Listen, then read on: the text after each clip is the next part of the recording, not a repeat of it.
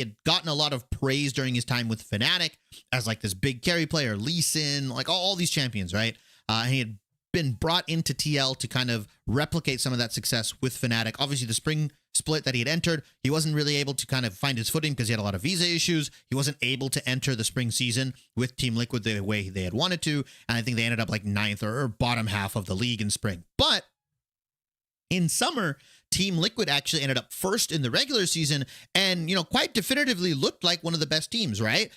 He was on a roster with Impact as their top laner, Jensen, Tactical, who had just recently replaced Doublelift, and when Doublelift was having some like motivation issues, wasn't really looking that good, and obviously CoreJJ. Tactical had looked pretty good for somebody filling in the spots of a player like Doublelift in that summer split, and obviously CoreJJ still looked like a top half support.